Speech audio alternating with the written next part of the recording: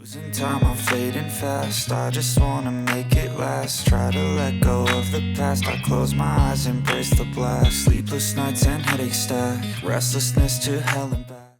If you've ever picked up a teleconverter for your phone, chances are it became something you carried around every single day. And that was exactly the major selling point behind last year's flagship imaging phone.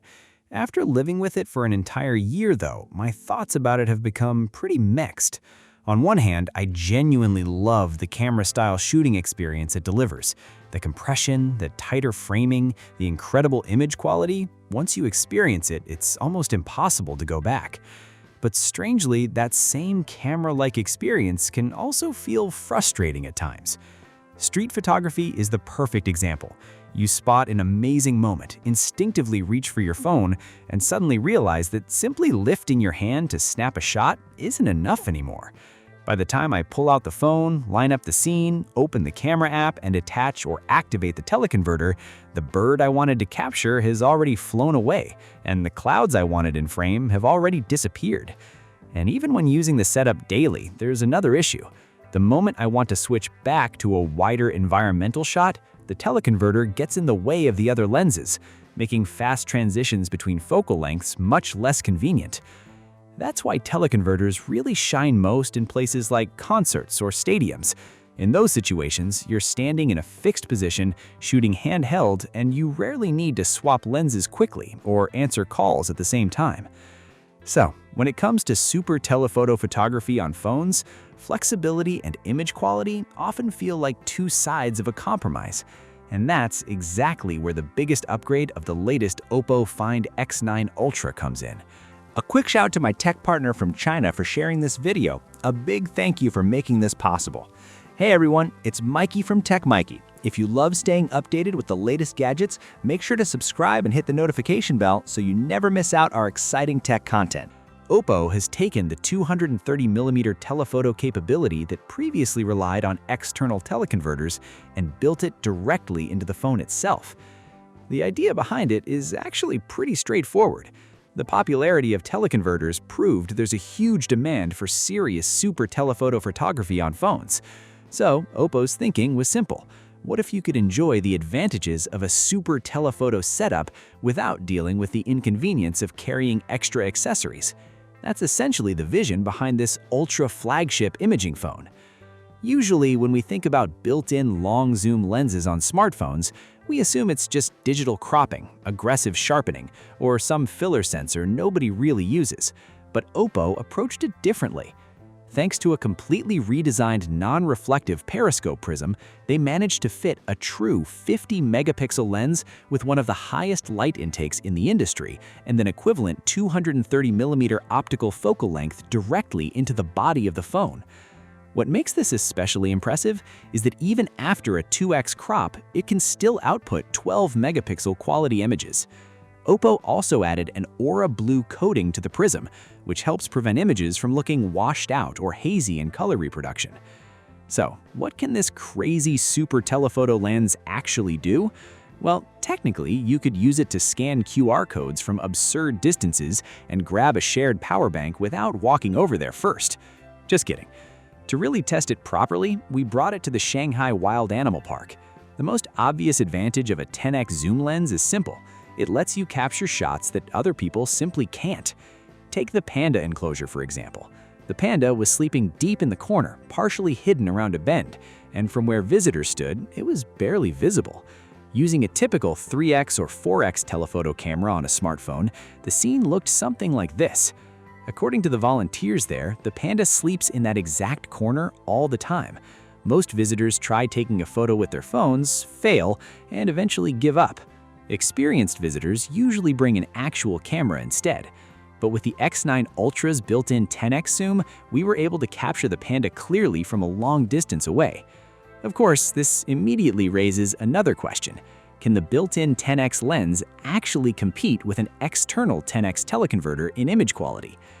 To find out, I also brought along an OPPO Find X9 Pro equipped with a teleconverter. Both phones were set to 230mm. The Ultra used its standard mode, while the Pro used teleconverter mode. Looking at the samples side by side, could you tell which image came from the X9 Ultra's native 10x lens? Here's the answer. At first glance, the two photos look incredibly similar overall. OPPO really did manage to push the built-in lens to teleconverter level performance. The differences mainly come down to physics. Since the Pro's teleconverter works with a native 3x lens, it benefits from a much larger aperture and sensor size. Naturally, that gives it shallower depth of field and stronger background blur. But once the X9 Ultra switches into Hasselblad Ultra mode for 50 megapixel shooting, the image becomes noticeably cleaner and sharper. You can even see tiny details like the texture on a bird's beak. That's one of the biggest advantages of using a true native lens setup. Another huge benefit is that every camera mode works directly with it. You're not limited to just Hasselblad Ultra mode and the Ultra's 10x zoom. OPPO's highly praised Master mode is also fully supported. In this mode, the sharpening algorithms are dialed back significantly, giving photos a much more natural look. This year, Master mode also introduces 3 new presets. My personal favorite is the contrast black and white option. It focuses entirely on the contrast between light and shadow, creating a really distinctive humanistic atmosphere in photos. Interestingly, OPPO also added parameter watermarks to Master mode this year. When you see a shared image online that includes those parameter watermarks, you can tap the AI button to preview the settings. The phone automatically recognizes the parameters and saves them as presets, making them easy to reuse later. If you're an OPPO or Hasselblad user, definitely share your own favorite Master mode presets in the comments. Now, beyond the 10x zoom itself, there's another detail worth mentioning. The Ultra features a second-generation single-lens reflex imaging system. While photographing a brightly colored macaw, for example, not only did it accurately reproduce the pale yellow tones on the bird's face and markings, but it also avoided oversaturating the feathers or causing the colors to bleed unnaturally into the yellowish-brown tree trunk behind it. This becomes even more impressive in low-light and complicated lighting environments. During a commercial shoot, we visited the former International Circus, where the lighting conditions were extremely challenging. The stage lights and spotlights constantly shifted between different colors, while the background remained very dark. Even in those conditions, the Ultra's 10x zoom handled both color accuracy and dynamic range exceptionally well. The textures in the costumes under the stage lighting were fully preserved without blowing out highlights, and the yellowish lighting, which often turns greenish on camera, was reproduced very accurately. Honestly, in pure image quality alone, the Ultra's 10x zoom comes remarkably close to what teleconverters can achieve. With smoother depth of field and stronger background separation, it delivers results that feel much closer to a dedicated camera. But image quality is only part of the story. The biggest compromise with teleconverters has always been flexibility. Real life doesn't happen on a scripted stage. Moments don't wait for you to prepare. Sometimes, teleconverters don't just help you capture a shot, they actually stop you from getting it entirely. My colleague and I were testing telephoto cameras near the Penguin area. I was holding the Ultra while he was using the teleconverter setup. Out of nowhere, we suddenly heard massive footsteps behind us. A pair of enormous birds had appeared, and the entire scene looked incredible. I instantly turned around, switched to medium and wide-angle modes, and started firing off shots immediately. And by the way, the dynamic range on the Ultra this year is absolutely insane. In this insanely backlit scene, the X9 Ultra managed to preserve both the bright cloud details in the sky and the fine texture of the feathers on the hooves, even under harsh lighting. Meanwhile, my colleague using the teleconverter struggled badly because the birds were simply too close. The lens couldn't focus properly, and every shot either turned into a blurry mess of feathers or captured only part of the scene. Whenever I rushed to remove the teleconverter and switch back to the main camera, I constantly ran into the same problem, choosing between better framing or better zoom. That's really the trade-off with zoom lenses. They usually offer higher image quality potential and more flexible composition options. And speaking of zoom lenses, anyone familiar with photography probably knows about the famous Holy Trinity setup in the camera world, the 16 to 35mm, 24 to 70mm, and 70 to 200mm lenses. These focal lengths became legendary because together they basically cover almost every everyday shooting situation imaginable. Wide-angle lenses are perfect for environmental scenes, mid-range lenses handle portraits beautifully, and telephoto lenses bring distant subjects much closer. But smartphones have always faced a major limitation. Because of their compact size, it's difficult to fit a full focal-length system into a phone while still maintaining consistently high image quality. That's why mobile photography often forces you into a compromise. Do you prioritize composition or do you prioritize image quality? The OPPO Find X9 Ultra tries to eliminate that compromise entirely. Both the main camera and the 3x telephoto lens feature 200-megapixel sensors, making this OPPO's first dual 200-megapixel smartphone. And once you enter Hasselblad Ultra's 50-megapixel shooting mode, things get even crazier. You suddenly have access to 6 different focal lengths: 0.6x ultra-wide, 1x, 2x, 3x, 6x, 10x super telephoto, plus even the selfie camera supports 50-megapixel ultra-high-resolution shooting. The transitions between focal lengths, especially around the 2x range, feel incredibly smooth and natural. Honestly, this focal length setup is amazing. When we arrived at the Red Panda exhibit, we caught the zookeeper interacting with the pandas. That's when the flexibility of the system really stood out. I could instantly jump between focal lengths depending on the shot I wanted. The ultra-wide camera captured the entire interaction area, while 2x and 3x worked perfectly for the moments between the pandas and their caretaker. Then I switched to 6x to capture the adorable moment when one panda dropped its little ring toy, and finally used 10x for tight close-ups of the panda's facial expressions and tiny details. It genuinely felt like having the holy trinity of camera lenses built directly into a smartphone. And the best part was this feeling of freedom. While zooming, I no longer had to worry about image quality at all. I could focus entirely on composition. I also noticed another important improvement. When shooting 200-megapixel images, the X9 Ultra no longer pauses with a loading animation after every photo. It can now shoot continuously, which means even in Hasselblad's ultra-high-resolution mode, you're still able to capture fast-moving moments without interruption. Of course, if your priority is absolute maximum image quality and you don't mind sacrificing convenience, OPPO still offers an external teleconverter option for the Ultra. Once attached to the 3x lens, it delivers an equivalent 300mm super telephoto focal length. Thanks to the larger sensor advantages, the image quality at 300mm becomes seriously impressive. Even tiny feather details on a bird's foot remain crystal clear. Compared to the built-in 230mm lens, the external teleconverter also creates shallower depth of field and much stronger background separation, giving the images an even more camera-like look. More importantly, OPPO has finally introduced the second-generation DSLR imaging system into teleconverter mode as well. That means even under difficult lighting conditions, portrait skin tones are reproduced much more accurately. Dynamic range has also improved dramatically. And because of the newer manufacturing process, the DSLR imaging system now works not only for photography but also during video recording.